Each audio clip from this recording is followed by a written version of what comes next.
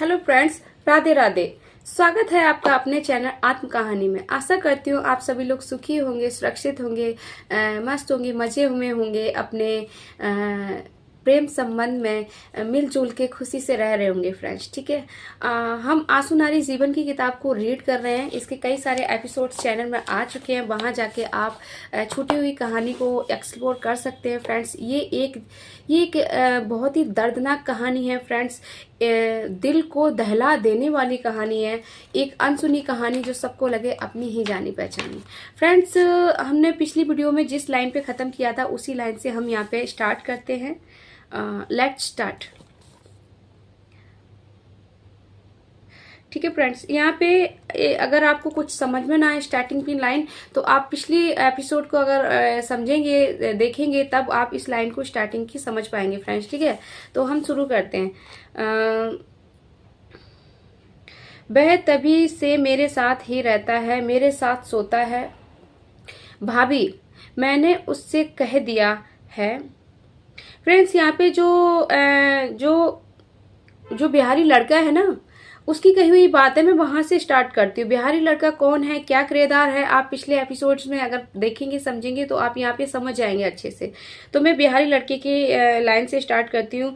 बिहारी लड़के ने कहा अन्नू से। ठीक है फ्रेंड्स, बिहारी लड़के ने कहा, मुझे तो कार चलानी नहीं आती है, मैं अभी सीख ही रहा हूँ, भैया की कार से ही सीखता हूँ, पर इतनी दूर सफर के लिए अच्छा ड्राइवर चाहिए, तो भैया का जो तीसरे नंबर का भाई है, जिसे मैंने वहां से बुला लिया था, उसे ले चलेंगे, वह कार चला लेगा।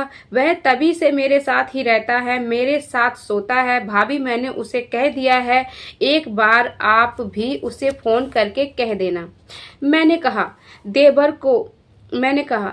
को मैं हर दूसरे तीसरे दिन फोन करती हूँ, पर वो कभी फोन नहीं उठाते, ना ही कभी वापस फोन करते हैं।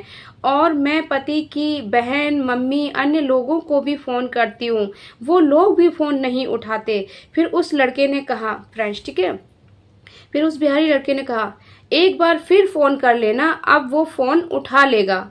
इतना कहकर नमस्ते करके उस लड़के ने फोन काट दिया। फिर उसके कहे अनुसार मैंने देवर को फोन किया, तो सच में देवर ने फोन उठा लिया था, मानो जैसे कि वो जो मेरा देवर है वो एक बिहारी लड़के के कहने पे ही मुझसे बात ना कर रहा हो, फोन ना कर रहा हो, और उसी के कहने से उसने फोन उठा लिया हो। इस तरीके से यहाँ चीजें हो रही थी। ठीक है, फोन उठा लिया और चलने के लिए भी तैयार हो गए। ये सब कुछ ऐसा लग रहा था कि मानो सबका मिला जुला खिलवाड़ चल रहा हो, दो औरतों के साथ, अर्थात मैं और मेरी अर्थात हम माँ बेटी के साथ। ठीक है फ्रेंड्स, इस परेशानी की घड़ी में कुछ कुछ चीजें समझ में आ रही थी कि क्यों सबका बर्ताव मेरे साथ ऐसा है, क्यों पति के परिवारजन का बर्ताव मेरे साथ ऐसा है, क्यों पति मेरे साथ दुश्मन की तरह बर्ताव करते हैं, और सबसे ज्यादा तो पति मेरे शरीर के साथ दुश्मन की तरह पेश आते हैं। बहुत ही दुखद फ्रेंड्स। ठीक है,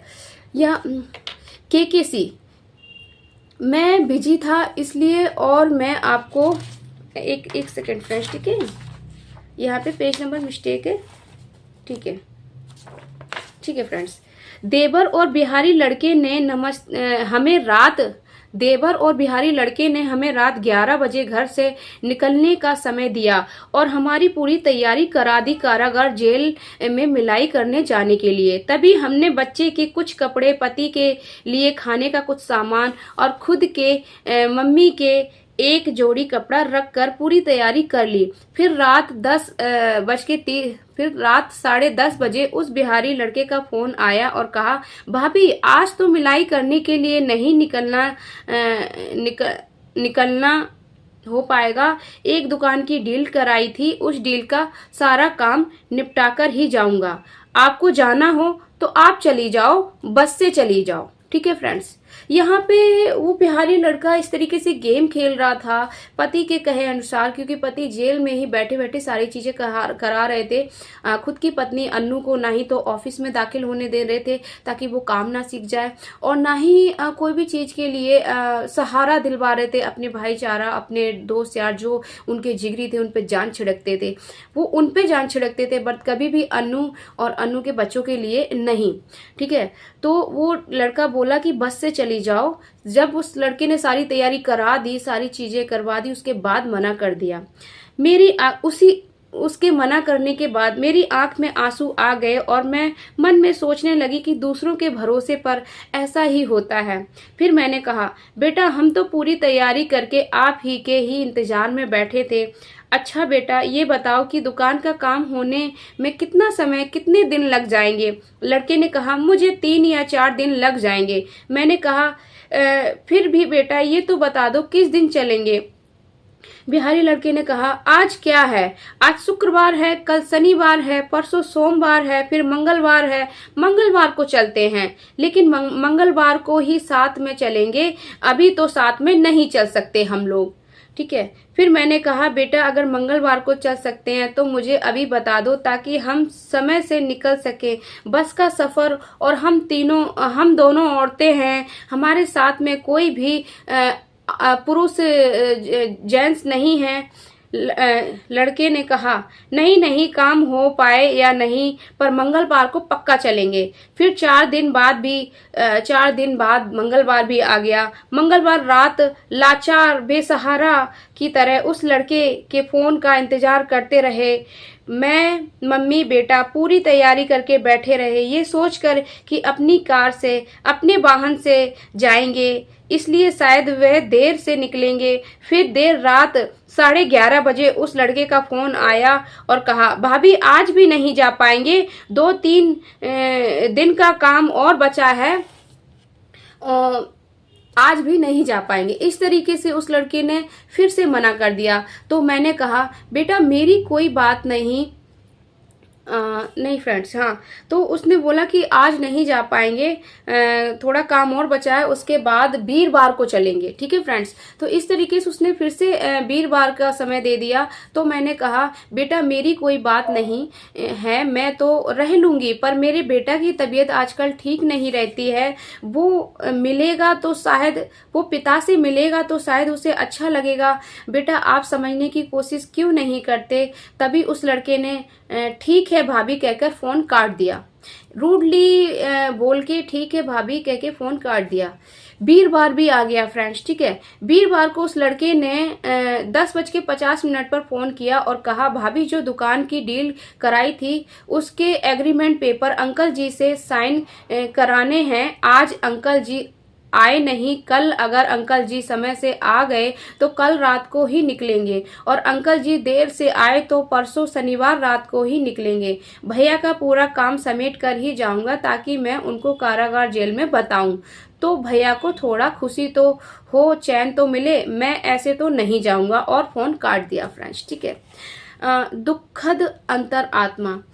ऐसे दूसरे के सहारे पे बैठ के दो औरतें जेल में, कारागार जेल में अपने दामाद और अपने पति से मिलने जाने के लिए तड़प रही थी, परेशान हो रही थी। उसको तारीख पे तारीख दी जा रही थी, समय पे समय दिया जा रहा था फ्रेंड। और ये सब पति के खुद के ही जिगरी दोस्त के दयालाल और राजेश्वर और वो बिहारी लड़का और पति के परिवारजन के कहे अनुसार ही सब हो रहा था। ठीक है फ्रेंड्स। तो इस सब में अन्नू की दुखद अंतर्मन की जो बातें हैं वो इस तरह है फ्रेंड्स। ठीक है। पति ने तो इतनी अहमियत बिहारी लड़के और दूसरे अन्य लोगों को दी है, लेकिन हमारे और बच्चे के बारे में जरा सा भी नहीं सोचा, और इधर बच्चा पापा की याद में कुड़ता है। कारागार जेल में सामने पति ने गाड़ी की चाबी और अपनी सारी इम्पोर्टेंट चीजें उस बिहारी लड़के को थमा दी, और मैं खड़ी देखती रह गई, जैसे कि मैं एक गैर हूँ, एक आउटसाइडर हूँ, और हमसे ज़्यादा, हमारे बच्चों से भी ज़्यादा उस बिहारी लड़के, उस गैर इंसान की ज़्यादा अहमियत है, ज़्यादा वैल्यू है पति की नज़र में। इस तरीके की अन्नू अपने दर्द भरी अंतर आत्मा में बातें सोच रही थी और कह रही थी, वह बिहारी लड़का हर रोज पति की गाड़ी घुमाता फिरता है, पति की कार को चलाकर खुद सीख रहा है, पति की ही कार से अपनी माँ और अपने भाइयों को कंपनियों में काम करने के लिए छोड़ने भी जाता है, लेने भी जाता है, लेकिन हमें और मेरे बच्चे के लिए इतनी हारी दुखारी दुख की परेशानी में भी पति की कार नहीं मिल सकती। इस तरीके का माहौल बनाया आया हुआ है, अपनी ही चीज के लिए औरों के सामने हाथ फैलाने पड़ते हैं, भीख मांगने पड़ रही है, गिड़गिड़ाने पड़ रहा है, तब भी मुश्किल से 2 बार ही पति की कार इस्तेमाल करने को मिली और पति का सारा जरूरी सामान हमेशा उस बिहारी लड़के के ही पास रहता था फ्रेंड्स। ठीक है, मतलब एक पति का सामान पत्नी के पास ना होने के बजाय उस बिहारी लड़के के पास जो गैर है, जो पति के लिए सबसे ज्यादा महत्व कर रखता है, अपनी औलाद से भी महत्व रखता है, जिसके लिए पति स्वयं सबके सामने पुलिस की गोली अपने सीने पे खाने के लिए तैयार थे, पर वो बिहारी लड़के को कुछ नहीं होना चाहिए। बेशक से अपने ही बच्चा बीमार तड़पता परेशान रहे, उससे पति को कोई भी मतलब नहीं था, क्योंकि पति ने खुद कारागार जेल में कह दिया था कि मैं अपने भाइयों और अपने घर परिवार के लोगों के लिए खुद को नौछावर कर दूंगा, जान दे दूंगा। उनको अपने खुद के बच्चे की कोई भी वहां पे परवाह नहीं थी फ्रेंड्स। ठीक है, इस तरीके की बात थी। और सारे सामान सारी चीज़ों को गैर लोग इस्तेमाल कर रहे थे पति की मर्जी के अनुसार, और हमें हमारे खुद के हक की चीज़ें नहीं मिल रही थी, जिसको हक हनन भी कहते हैं फ्रेंड्स। ठीक है, इस तरीके की चीज़ें यहाँ पे हो रही थी। तो मैं यहाँ पे स्टोरी को मार्क कर देती हूँ लाइन। अगली वीडियो में हम इसी लाइन से कहानी को कंटिन्यू करेंगे फ्रेंड्स। मेरी आपसे हाथ जोड़ के विनती है, अगर आप इस कहानी के दर्दनाक पहलुओं से और किस तरीके से अधिकार हनन किए जाते हैं उस तरह की चीज़ों से अगर जरा सा भी आप जुड़ पा रहे हैं, अगर आप जरा सा भी समझ पा रहे हैं, तो अपनी राय कमेंट बॉक्स में जरूर दर्ज करिएगा फ्रेंड्स। ठीक है, और जिन लोगों ने चैनल को सब्सक्राइब किया है उनका तहे दिल से धन्यवाद, और जिन्होंने नहीं किया है तो कृपया चैनल को सब्सक्राइब जरूर करें फ्रेंड्स। मिलते हैं नेक्स्ट वीडियो में, तब तक के लिए अपना ख्याल रखना और सुखी रहना हमेशा। राधे राधे फ्रेंड्स।